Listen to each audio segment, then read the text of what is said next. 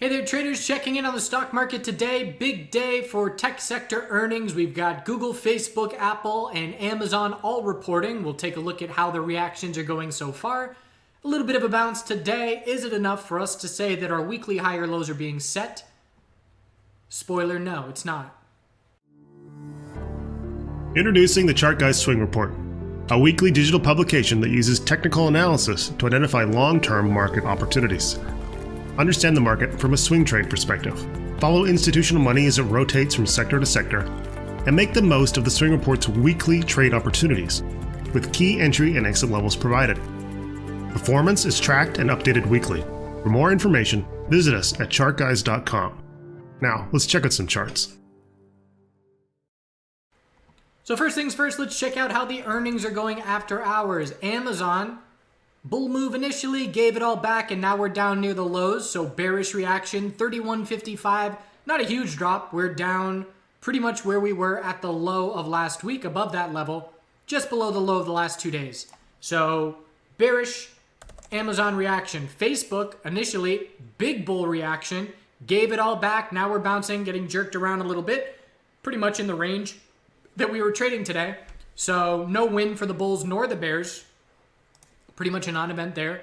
Google, big win, giving some of it back, but it's staying as a win, and it's putting the all-time high in play. 1640 is where we stand right now, and our recent high 1634, and then 1726 is that all-time high.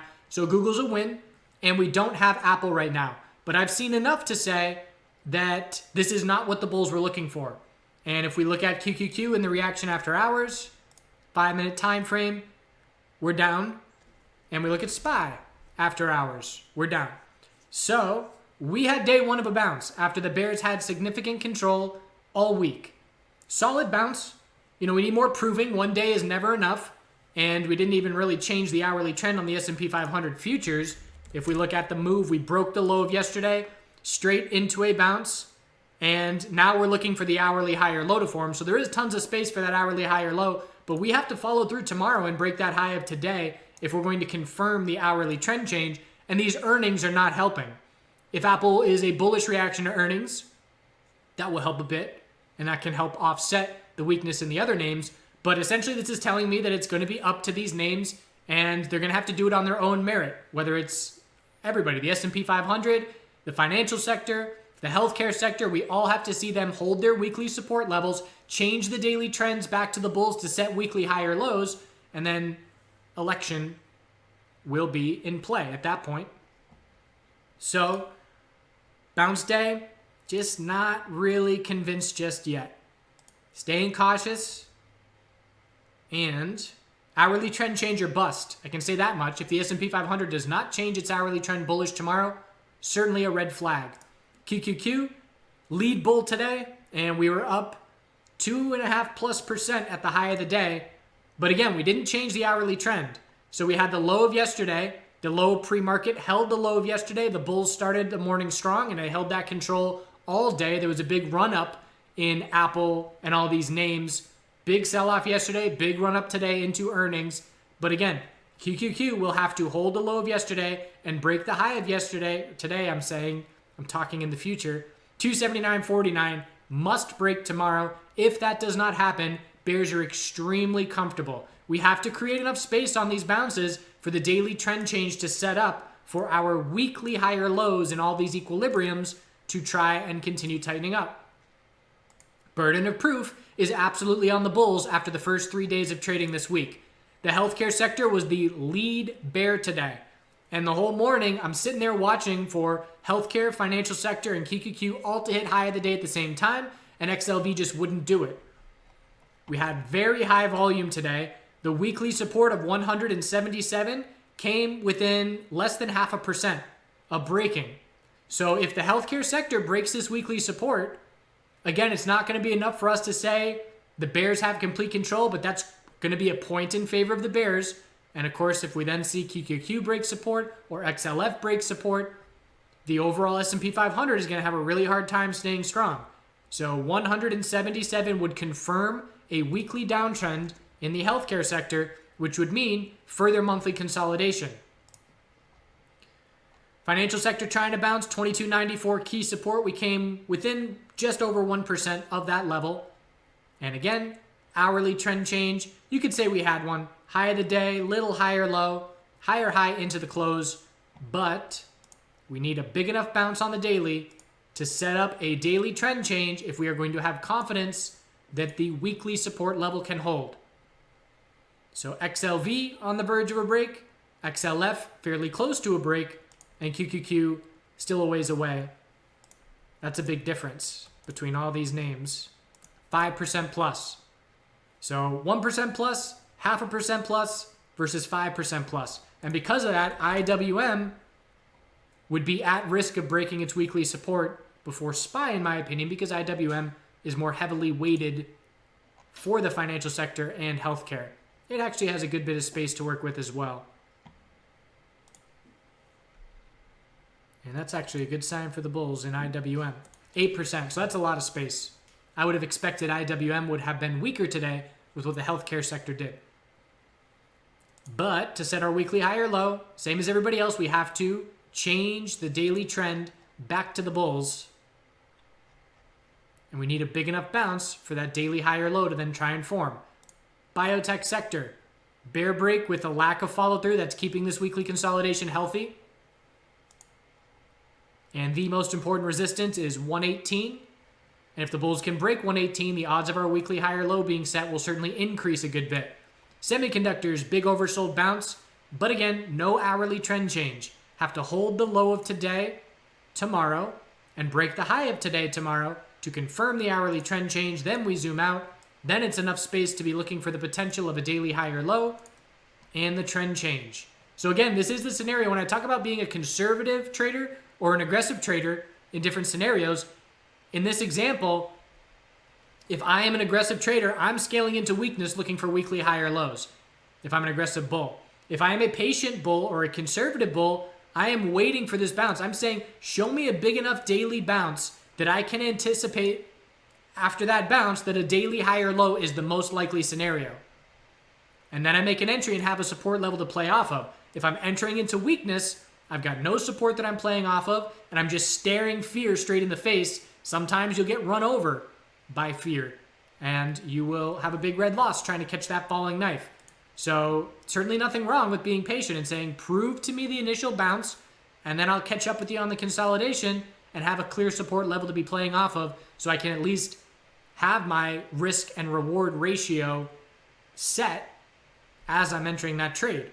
TAN still holding on just fine on the weekly consolidation. Could this be a weekly bull flag? Absolutely. That's still in play at this point.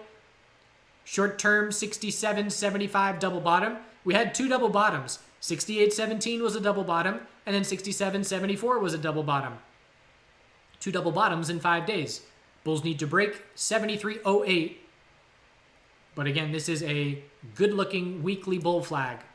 And if I want to play this weekly bull flag, an aggressive bull is going to make an entry and put their stop with some wiggle room under 67.74.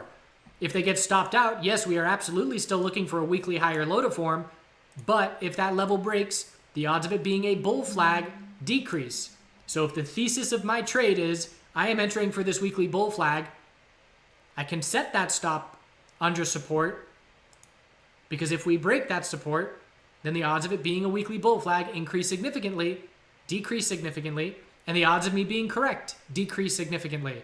I will do that oftentimes on hourly time frames. I'll see consolidation. The 5-minute time frame will be in a downtrend. It'll see a big enough bounce that I'm looking for that 5-minute high or low, and I say, all right, I'm making an entry and I put my stop under there. If that level breaks, it doesn't mean we're not still looking for an hourly high or low. It just means we're no longer looking for an hourly bull flag. The VIX. So the VIX lost the hourly uptrend, and for the bears to prove it, we need an hourly lower high and lower low to confirm a downtrend. That would then have us zoom out and look for daily consolidation with plenty of space for a daily higher low to form, but it's just inverse to the S&P 500, which needs to prove an hourly uptrend, which it did not do today. And the VIX bears need to prove an hourly downtrend, which they did not do today. Broke support. Can they see follow through? We're still weak here. Looks like Apple might be seeing a bearish reaction. Further downside, giving a good chunk of this morning's move back.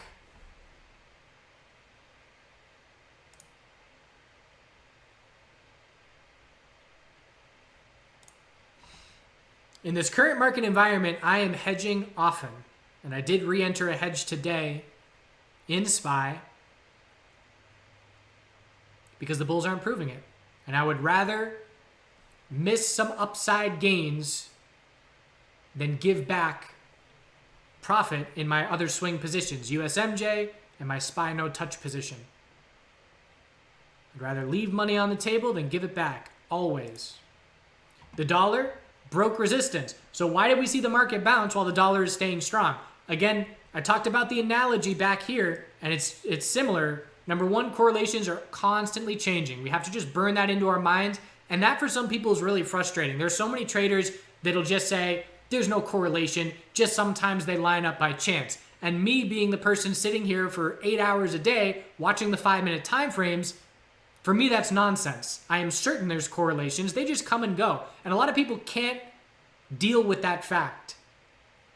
So we had the analogy back here where the market was directly tick for tick inverse to the dollar on this bounce, and it cared much less on this bounce. And my analogy was the first frost coming, everybody prepares for the frost, and then even if it gets colder, everybody already made the preparations, already that wave of alert went through. And that's essentially what happened again, except on a much shorter time frame. Rather than taking days to play out, well, here's a perfect example of the fractals of time. These are daily candles, so it was a week and then another week with bad circle drawing. And now look at the hourly. Look at how similar this is. It's the same thing with some more space in between. Market really cared, was really inverse, cared much less. Had already reacted, had already sunk in that the dollar was going bullish, and it just had much less of an impact today. We broke the daily lower highs. That tells me the odds of a daily higher low and trend change occurring increase.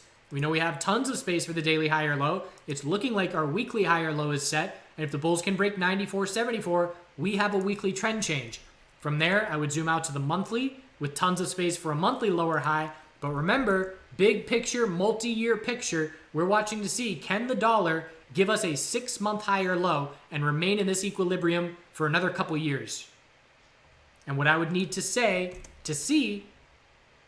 that would be a big enough bounce on the monthly to be anticipating a higher low and potential trend change. This could be a monthly bear flag at this point.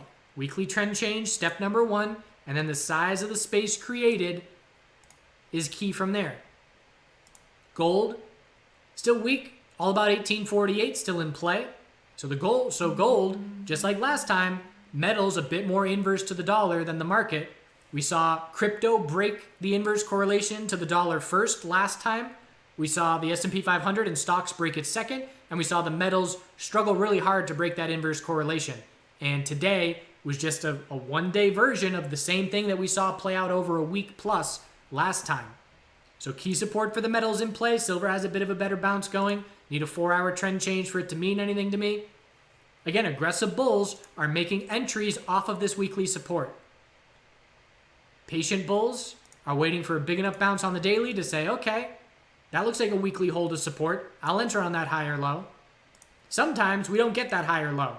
And that's just a missed trade. The trade didn't come to me. Not ideal scenario. No biggie. Go find the next trade. Miners, gap down, open into a bounce. Did we change the hourly trend? No. Low of the day, high of the day. So we have to hold the low of today and break the high of today tomorrow to confirm the hourly trend change. SPY's getting ugly. Who's giving it back now? Oh, it's just Apple reacting. So this consolidation on the hourly is big enough that it does not favor continuation at this point. And bears are very pleased with how after hours is going today. Oil, bear break into a bounce. 4-hour time frame, still in a downtrend. Need to change the 4-hour trend for any kind of bounce follow through. Monthly consolidation continues. We will look for a monthly higher low compared to the bottom in April, but there's a lot of space for it. We are in a monthly, weekly, and daily downtrend. 4-hour, every single time frame except for short term, an hour and under, is in a downtrend on oil. Natural gas bulls keeping their control, breaking 3 psychological. New short-term support, 4.8. Look at that V-shaped recovery. That's something the Bitcoin bulls will recognize. And that's when you got a strong bull market where dips are significantly bought.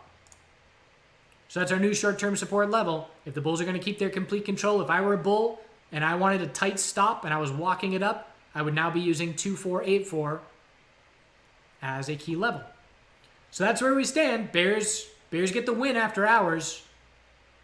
And these weekly supports are in play still. And if SPY breaks the low of today, that weekly support is going to be 2% away. A little bit less than that.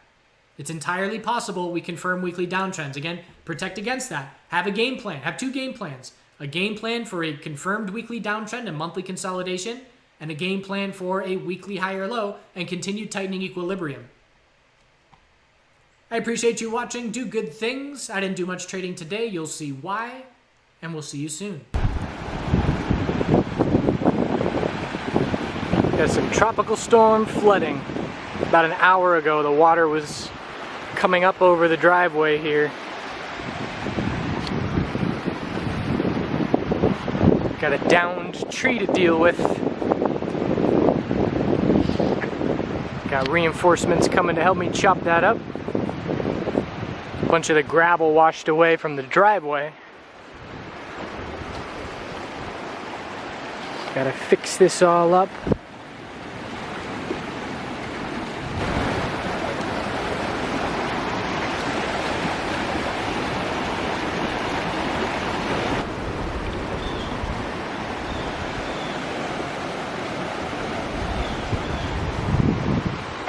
You can see on the lawn here, the water went all the way up to right about there.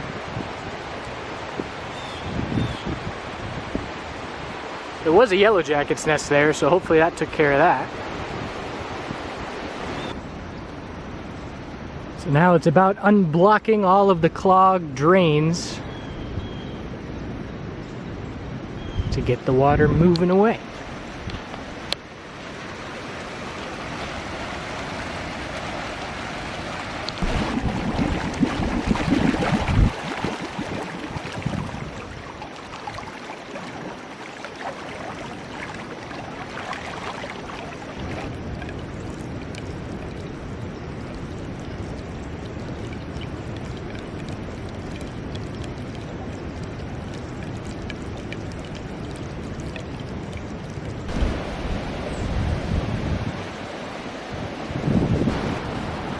You can see the erosion just completely washed away a bunch of the gravel.